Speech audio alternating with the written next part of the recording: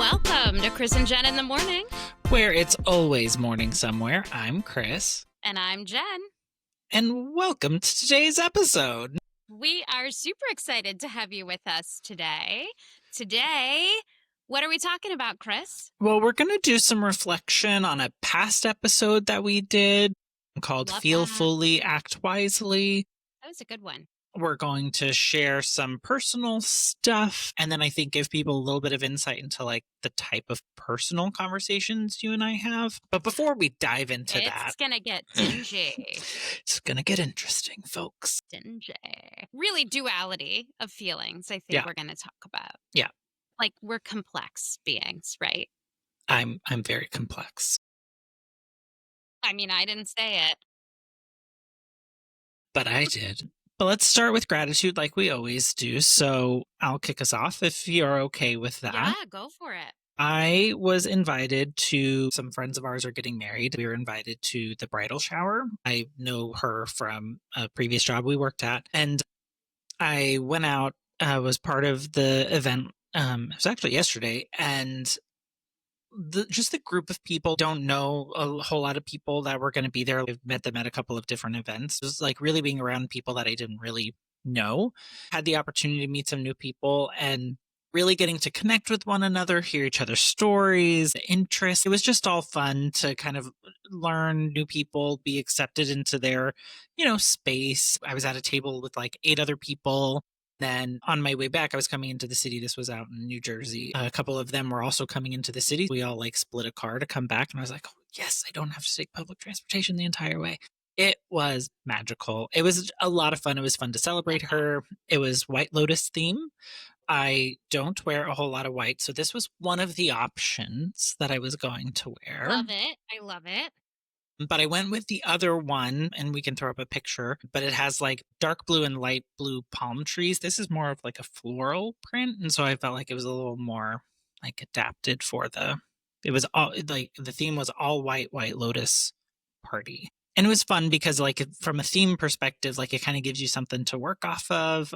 They also integrated it into kind of some of the prizes they gave away. It was a whole lot of fun. I don't know that I know people throwing themed parties, except for those murder parties that I go to. That's a huge themed party. Yeah, but other than that, I've never been to a themed party that I can think of. Oh, that's interesting. I have been. You're just so classy. Well, I get invited places. Yeah. But so we'll throw up a picture. But if you see, there's like I'm wearing a necklace in the photo. Shout out to my friend Joe who let me borrow a little something sparkly because I showed always has great sparkle. Sure does. He loves a good sparkle moment. So let me borrow one. I, of course, was just terrified the entire time that it was going to fall off. I wasn't going to notice it, like whatever. So it brought me joy, but it also brought me a little stress. Taping it to yourself, please. But I will like just having that opportunity, like it just was like fun to engage with people in a different way. And, it was a fun night. It was a good time. So Cartier, if you're looking for models, Chris is ready. He's trained up. I'm getting invited to all of the IT parties. Just want to take a moment for my gratitude moment to say how grateful I am that while I was in New York City with you and Frank and Ollie, of course, we got to go on a little nature walk. Yeah. Up through Central Park, and all of the birds just came out to sing and shine, and most of them did sign the waiver. So I got some great photos, and also getting to like sort of Frank snuck us into this like bird watching group, and they were talking about all these birds with like very specific names, and I was like, yep, I have no idea what you're talking about.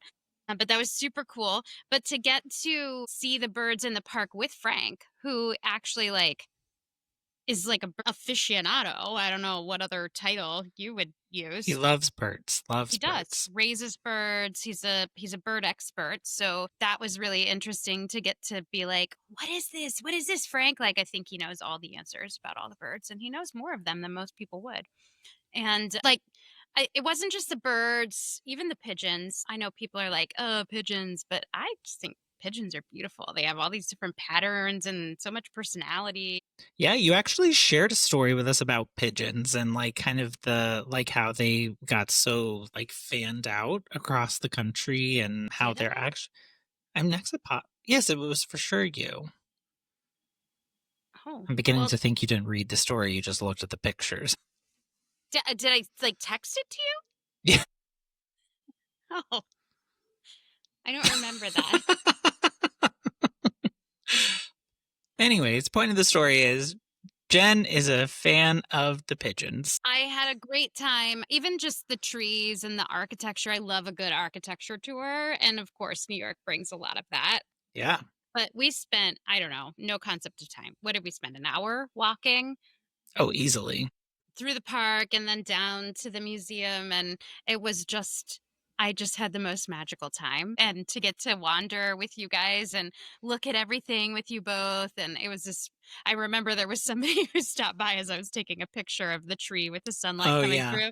And she was like, "Is there like wildlife up there asking you?" And you're like, "Nah, she's just taking a picture of the tree." Taking a picture of the tree. It was beautiful. But several people stopped by. So after you like turned back around, I was like, there wasn't anything up there, right? Like I just like kept people moving. What was She's she like, no, looking at? I mean, it's basically what it was. Like, Light in the trees. It was beautiful. yeah. There's some pretty photos I'll share. Yep. You had lots of micro joys on that little nature walk. I So, did. And so I'm just super grateful for the ability, like, for one, I know that not everyone wanted to walk down to the museum. So I'm really grateful that y'all indulged me and that we could walk on a really lovely day in the yeah. city down along the park and down the street. And just to, like, it wouldn't have been as fun if I was doing that by myself. Yeah. So to get to like experience the wonder and the charm of all of that with you guys was just really special. Yeah.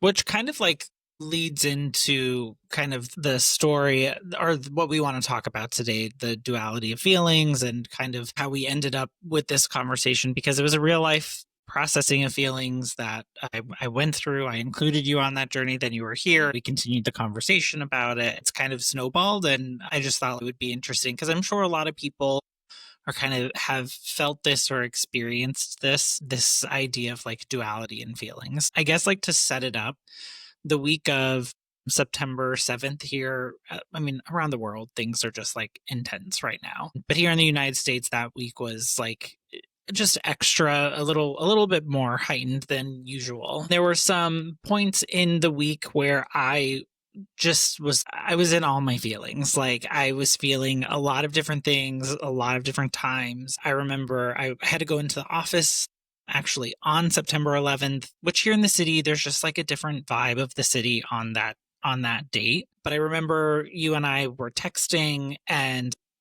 I think you had asked me like how I was doing, or maybe even I just texted you because I felt like I just needed to express how I was feeling to somebody. I had said, you know, I'm just feeling all of the feelings right now. I'm not happy about all my feelings. I know that like feelings are there. I just randomly text you. Have no idea what what you had going on in the day. Sorry, you got to catch those. I mean, how many times do I do that to you? Come on. Well, and I think that's what like we talk in our episode around feel fully, act wisely, like having those Mm. trusted people that you can express feelings to and can help you processing those feelings. You offered me some great advice. Do you want to share what that was or Yeah, well, I certainly, through these podcasts, not only have we been learning about podcasting in general and getting comfortable with being on camera and peeling back our polish layers yeah, to have a real candid authentic conversation in front of who knows who right. can see it. Part of the learning has just been about the content that we have talked about. And Chris and I have been chasing joy and happiness and peace and excitement in life and trying to figure out as we hit those middle years how we're going to get the most out of this life and not just go into autopilot and whittle the years away. One of the episodes that we had done was about feeling fully and acting wisely.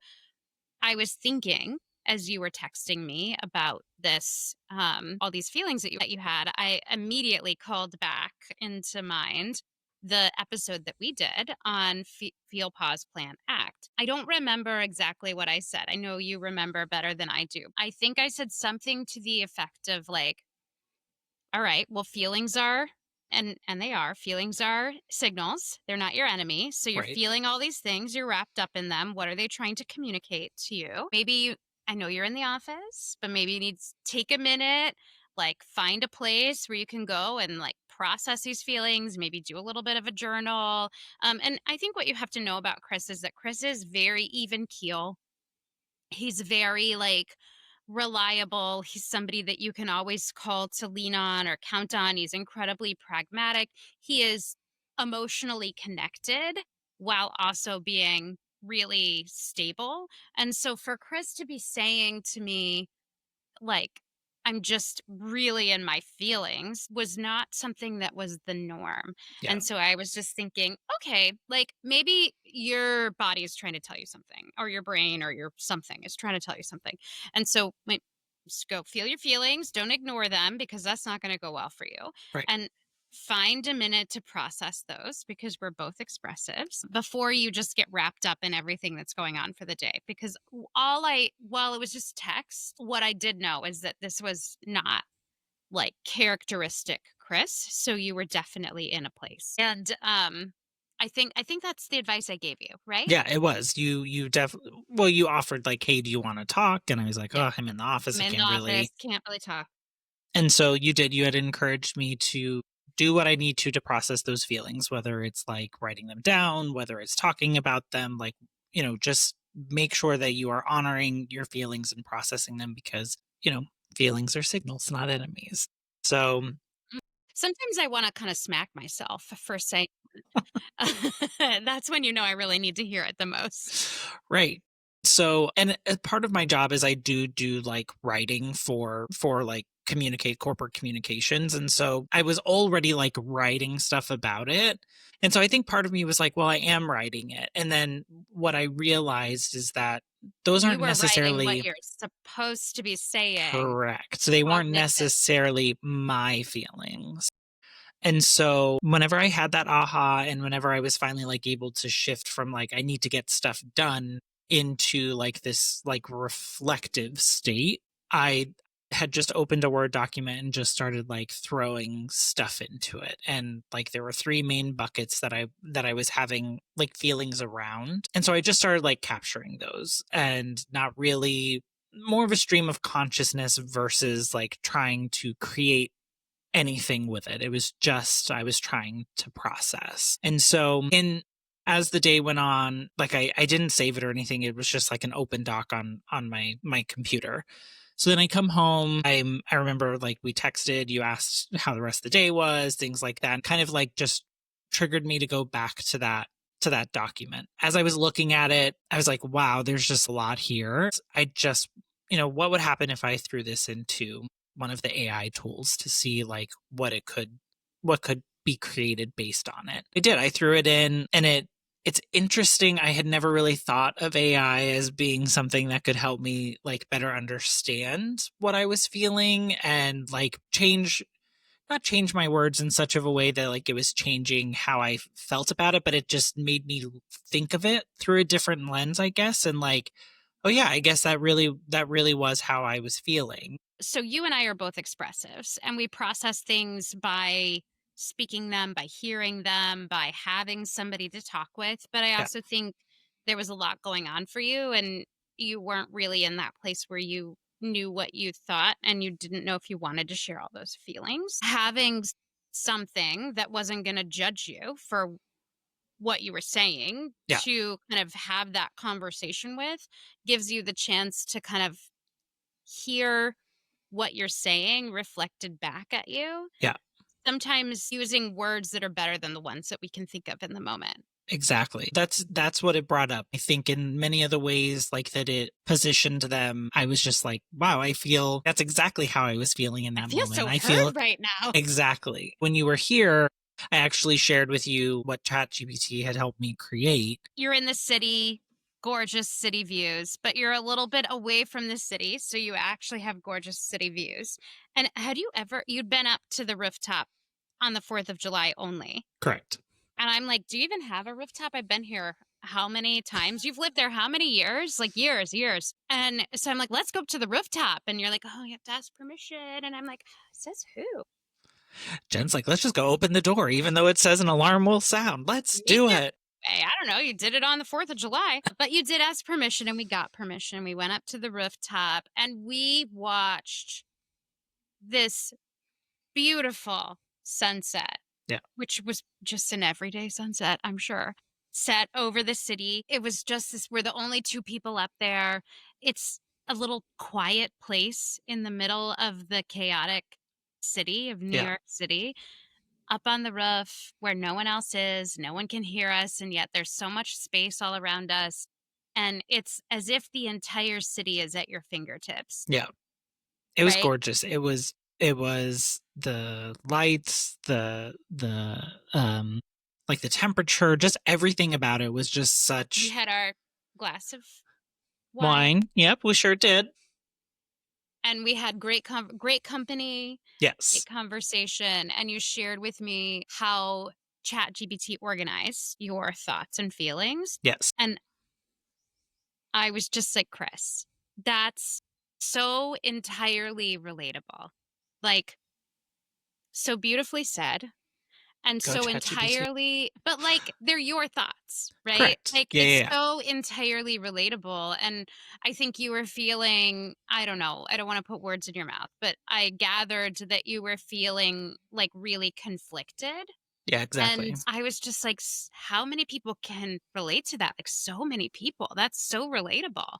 Well, and that's exactly kind of where the not kind of, it's exactly where the conversation went. And you helped like even bring more like a stronger understanding of kind of what I was feeling. So you did say you were like, well, those are conflicting feelings, but like you can feel conflicting feelings at the same time and many people do experience that. You talked about the duality of feelings and also like a little bit of shame like and that was like something that I did actually write in the original text is that I felt ashamed of some of the feelings that I was having. And just the way that it kind of positioned it, like it helped me the way that it rewrote it shifted it not into a thing that like you should be ashamed of, but feeling a sense of shame based on the that it's evoked. Like feelings are evoked within us. We cannot control them. And then whenever you kind of brought in those layers of duality of the feelings, it just like really it helped me feel as if I wasn't this horrible human being for having these thoughts Or, and like, broken, feelings and or right yeah. exactly Well, and you and had also shared that those were things that you were hearing and seeing yeah. also within your your world which that definitely It's, like, helps make you validating. I'm feel not not alone. alone. Yeah. We often do, well, I mean, I'm a fan of Brené Brown's work. Um, it would be such a dream of mine to get to actually, like, study with her. Um, though I feel completely unworthy of that. Well, and maybe that's something I should think about.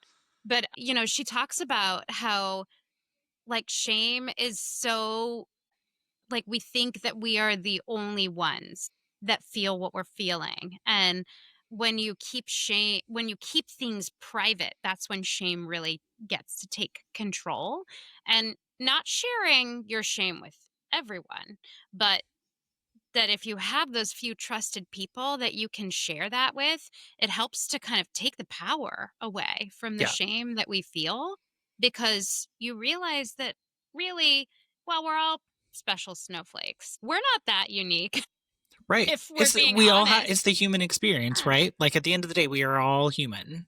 We're really complex. I think that what's interesting is we have this like impulse to categorize and judge, and whether that's other people or ourselves, we do it all the time Correct. subconsciously. So if you think you're not judging, I would just challenge you to say, are you really not judging, or are you just not aware of Right. it? And maybe I'm wrong. I'm, always open to that possibility because it's probably often true. I think we are our harshest critics sometimes. Yeah. And so it's really easy for shame to set in and saying, oh, you're the only one that feels this way, and to start judging you for how you feel. But feelings are signals, right? They really are. And I learned that from the research that you and I did before we Right. did that podcast, which has really been something that has helped me process how I feel better. I'm pretty disconnected from my feelings a lot of the time, and paying attention and listening to how I'm feeling and letting that inform me of what's going on is has been really helpful. I have also talked to you about how I constantly feel like there's a term for it called an oxymoron, which you've very rightfully and graciously said, I don't think we're going to use that term. No, no. No, So no. instead, we say dichotomy. Yes. But how I am a complete dichotomy sometimes, in that, like, my impulse and my desire are two conflicting things. Yeah. So I want everyone to get along, and yet I am not the wilting flower that is not going to speak up and say what I think, even when it's controversial. And so I don't want to ruffle people's feathers. It makes me really uncomfortable. But at the same time, I often do that just by living. Just by showing up. Yeah, I feel often like a dichotomy. So for me, I was like, well, of course you have multiple feelings on this. It's really complex. We're not like black and white. Yeah.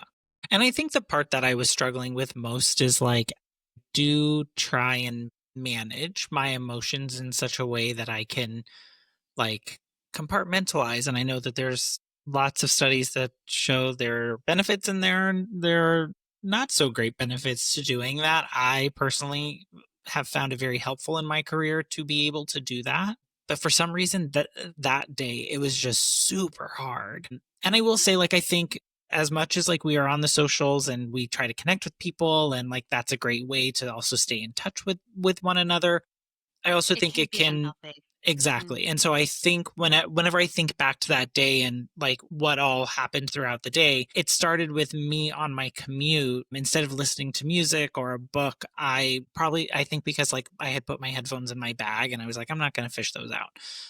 And so I was like just scrolling on the socials and was just inundated with these messages that were just evoking all of this emotion. And it was just by the time I got into the office, it was just like, my gosh.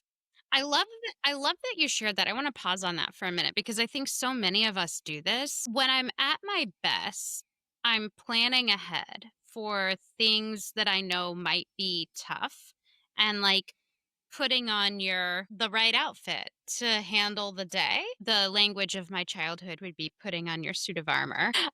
But really, like, I think that that's the kind of thing where, this is a heavy day in the country. You know that a lot of feelings are out there, and feelings are signals, not enemies. Feelings are not your enemy, but it's heavy sometimes. Yeah. And so, like, that would be a great day to start your day with some affirmations. I will also say, I'll acknowledge that I'm not the best about thinking those things through. My partner in life and husband is really good at, like, zooming out and seeing all of those pieces and like kind of seeing those things. I'm not always the best at like going. So he's like to me afterwards, like, duh. And I'm like, oh, I didn't really think that one through. It just kind of happened to me. And then now I see hindsight is 2020. It's true.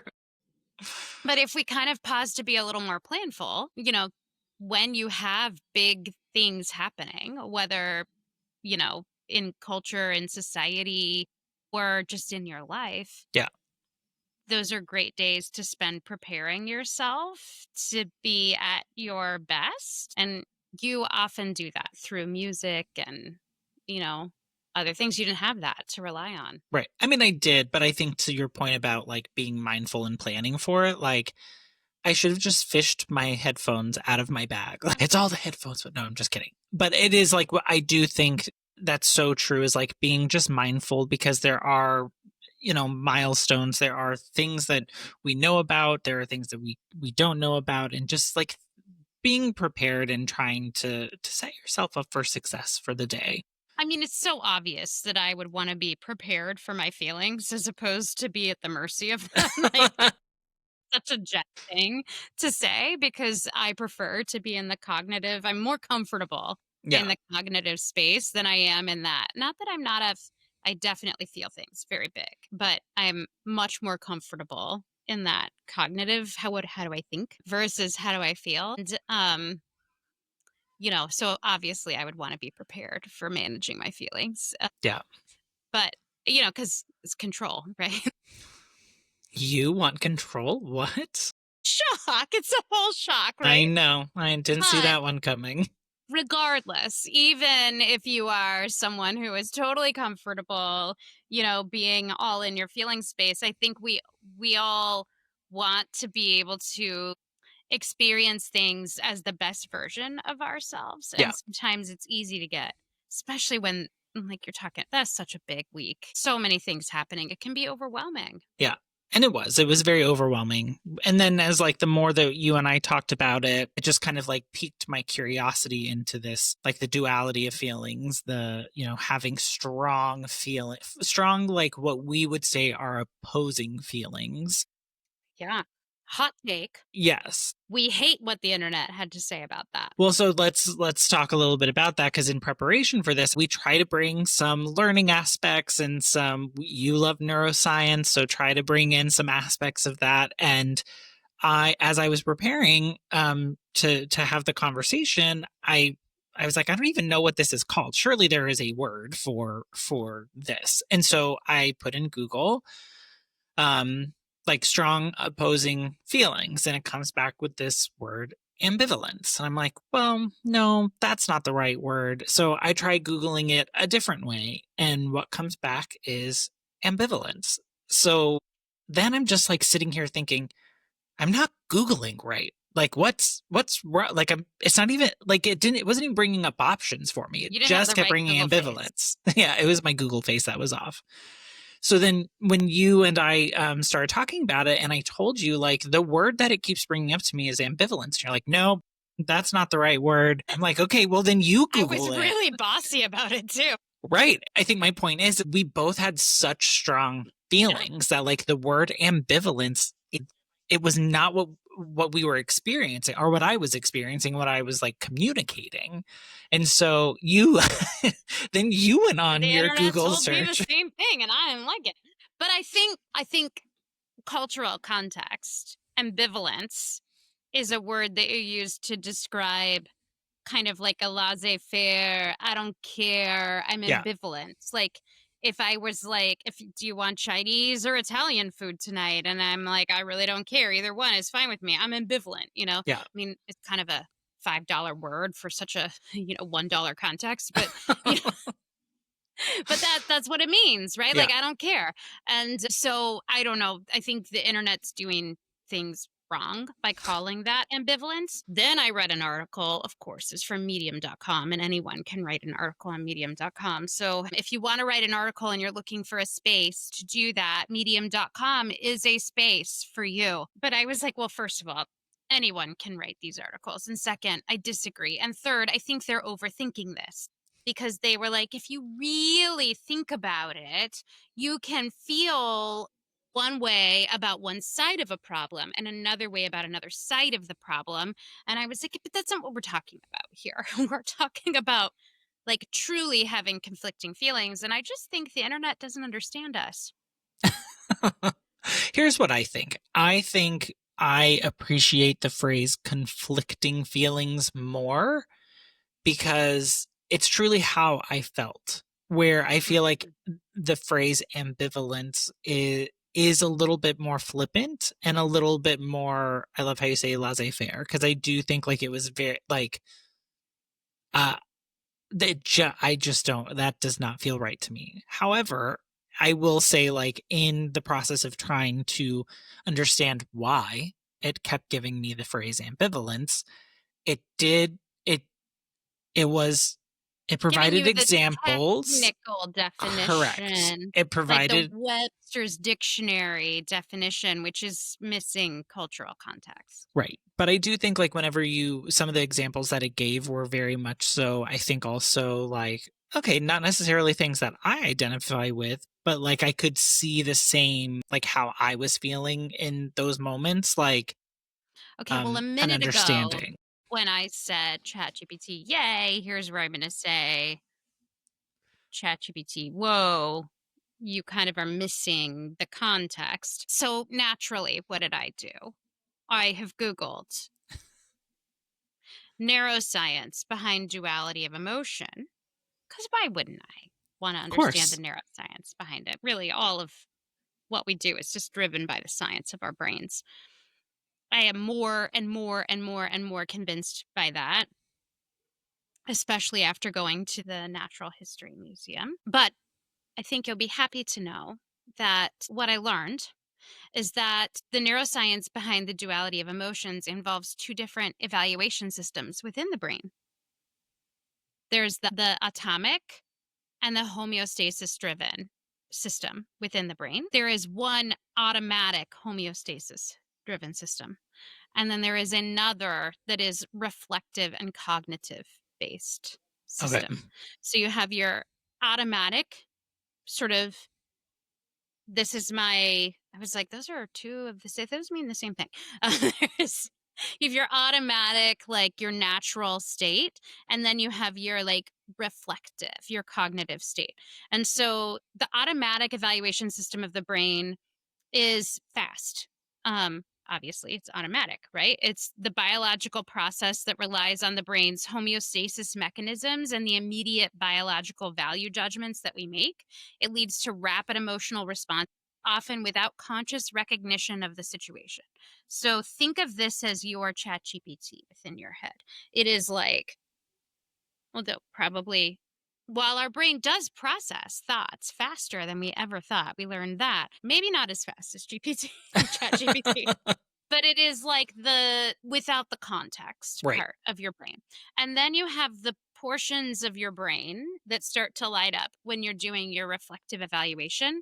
That's that slower cognitive process that involves concepts and thinking and evaluative judgments. And it's when the brain compares mental representations to standards or criteria, enabling more of those complex emotional states. And so the fact that those two things could be at odds with each other actually makes total sense. That's Right. just neuroscience. So you have your amygdala and your insular cortex involved in your automatic sort of response of how do I feel about this?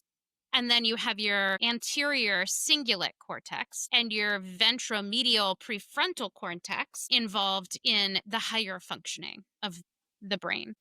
And so you have like these different portions of the brain that start computing and informing your feelings on matters. And that's how you can feel dichotomy of emotions about a Yeah. singular topic. Yeah. And whenever I Not, think back, yes. And when I think back to like the cadence of events, right? I had strong feelings in a certain way, but I know that one, that's where my brain then kicks in is, well, we shouldn't have those types of feelings. It is the dichotomy of the two and understanding that both can be present. And I think where I was getting caught up in is the shame that I was having certain, mm, what I would say my reflect, or not my reflective, my like the quick acting ones feelings, that those were, I was ashamed of having those feelings, that my immediate reactions were a certain way, but then in well, my reflection you not were like, necessarily happy that that is the first, like that was the first emotion that would pop up for me. yeah, we talk a lot about being kind to ourselves. Look, we talk a lot about all of these things, and talking about it and practicing it are two very different I've things. said multiple times, like people tell me, oh, be kind to yourself. And I'm like, okay, but what does that mean? Like, can you give me Yeah. a 10-step plan? Because I can execute a 10-step plan, but this ambiguous be kind to yourself Yeah. instruction is like, I don't understand what you mean. Because if I knew how to do it, I would already be doing it. Yeah. Um, but I think that being kind to yourself in part means that you allow yourself to have feelings and you separate the feelings and the thoughts that come in from your fully formed decisions and judgments and how you would take action. So you can be upset by something and also in an extreme way, and then also know that your principles that you hold to would never allow you Right. to take an extreme action that would harm somebody else based on that upsetness. I think that's where the duality of those things can exist, or you can be relieved that you feel like a harm has been removed while also being sad that that's at somebody else's misfortune, Yeah. and those things can both exist at the same time. And I think that's one of the things that I have learned through therapy is that one, we can think anything we want. It's what we choose to continue telling ourselves, and it's what we choose to take action on Yeah. that we need to hold ourselves accountable for. Right. So, one, yeah, while thoughts can enter your mind, those thoughts that you give credence to is a choice, and it's your choices that you need to be accountable for. It's not necessarily the thoughts that enter in that you need to hold yourself accountable for. Those are like the feelings that come, they're signals of your body telling you, hey, we have something to say. You need some reflection time and pass this through the other parts of your brain that provide that like ethical and moral processing system, Yeah. and then make choices that you then act on Right. based on the inputs and the moral processing system and your ethical constructs. And then that's what you need to be accountable to. Yeah. So it was a lot. It was a lot that day or that day, that week. In the reflection of it, like it is making more sense. It is coming to a realization that, you can have conflicting feelings, and like that's just a fact. Like it is just a fact that our how our brains work. So when I think back to like our episode around feel fully and act wisely, like I do think there's this, we talk about acknowledging those feelings in the moment. And I think part of this that maybe we didn't necessarily hit on in that episode is the fact that you can have those conflicting feelings, and just acknowledging that conflicting feelings are can exist, and you have to take the time to acknowledge them, and process why you're having them, and allow them, kind of like what you said, like to process through those other parts of your brain to really start to find the balance in what action you're going to take, what things you're going to say, um and then like taking that time to truly um pause before you're take really moving into that plan and act, because to your point, those are the places that once you start to say the things, act upon those plans, that's where the repercussions become a little bit more real. Yeah. What's interesting is when big things happen that give big feelings, Hmm. your body often gets flooded with different hormones that, are produced from different portions of the brain. So, we talk a lot about like dopamine, for instance, right?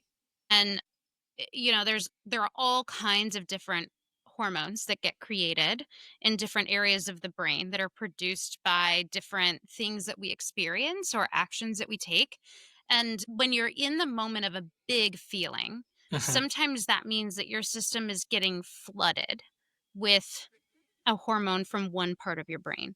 And so if you take action in that moment based on that one big feeling, what you're not doing is pausing to give that big feeling time to settle into the orchestra of emotions that your brain coordinates over time. Yeah, It's like love that. reacting to the violin solo without Right. listening to, the wind instruments come in and play their part yet. And, I think what you and I both know is that once we have perspective and we see the bigger picture, it often better informs the choices that we make so that we're happier with the outcome. And so, like, that's why I like the framework of the feel, pause, plan, act, because it accounts for when your brain is just dumping Yeah. this single hormone from one processing center within the brain. But like, we have multiple processing centers for a reason, Right. right? And so it gives you the time to go, so this is what I feel emotionally, super valid because it's what I'm feeling.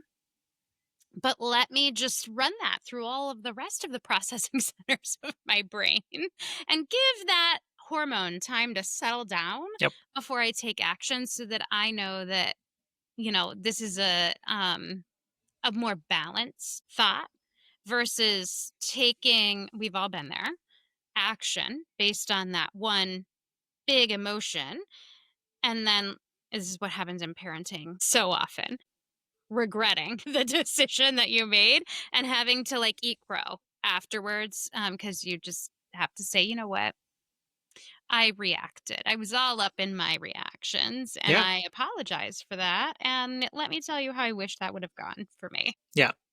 So I think the thing that I am walking away with, and the a big reason I wanted us to have this conversation, is that we did have the episode Feel Fully, Act Wisely, where we talk about that feel, pause, plan, act kind of action plan. And that, number one, it continues to resonate even to this day. And that it is totally possible to have those conflicting feelings that are moving in different directions. Yeah, you're not like broken or weird or, Right. you know, Exactly. And that, again, having that trusted advisor that you can share those thoughts with, that you can express your true self with, is so important, and a true benefit. And so thank you for being that person for me in that moment of just like all up in the feelings, and then just rephrasing and echoing back those things that we have learned, but then also like going on this journey and being on the same page with me that ambivalence does not feel like it's the right it's not. word for It's just what I wrong. was feeling. The internet is wrong. Neuroscience proves it. Very true. Very true. Hashtag justified. Well, as always, so appreciate everyone tuning in for this episode. No, it's a little bit different than recent, but we talk about wanting this to be a place like you're sitting down with a friend across the table enjoying coffee, a cocktail, whatever it may be. And like these are real conversations that we So real. have. It's so real. And I'm sure that so many people, Chris, can relate to the experiences that we have. And just like we relate to each other and go, you know what? That's actually not so abnormal. Like I feel that way all the time or often enough, anyways. Right, right. Well, so thank you everyone for listening in. If you haven't already listened to the Feel Pause Act Plan Act episode, which again is called Feel Fully Act Wisely. We recommend it. It's been really helpful for us, both Yeah. of us. So it's a great framework, even though I'm like, oh, a framework, like, yes, that feels so formal. It's like a great tool in the Yeah. toolkit that I have found just super helpful. Yeah. So highly encourage you check out that's on YouTube and then on all of our podcasting platforms. And we want to hear from you. Like what helps you find that balance whenever you feel tugged in those two different directions, and how do you pay homage to yourself and your feelings, because that is part of the process, is acknowledging it and then understanding that it's all just part of the process of It's all part of the processing. process. Yeah. So let us know. You can let us know either the best way is to leave a comment in whatever platform that you are listening to us on. Leave a comment. We monitor those. So we would love to hear what you have to say. We'd also love to hear your thoughts and opinions on ambivalence in general. But we do feel pretty strongly about it. So don't be ambivalent about ambivalence. You can email us at chrisjeninthemorning@gmail.com. You can text us at 940-278-8129, or follow us on all of our social platforms. Chris, where can they find us? We are on the Facebook. We are on YouTube, Instagram. You can find us on Reddit. Go out, connect We're with on us. TikTok. I don't know if Chris is TikTok, on that's right. TikTok. We're I on am not. TikTok. I'm not on the Chris is, TikTok. we're going to get Chris all up to speed on all these things. Before we started doing this, I had a rule, like 2 social media platforms I know. I feel max, you on and that. I feel you on that. we've definitely pushed my boundaries there. Me too. But we're trying to meet you all where you're at. That's And right. absolutely want to hear from you. So definitely let us know what you think. And until next time, be kind to one another and let's make it a great week. Thanks everyone. Bye.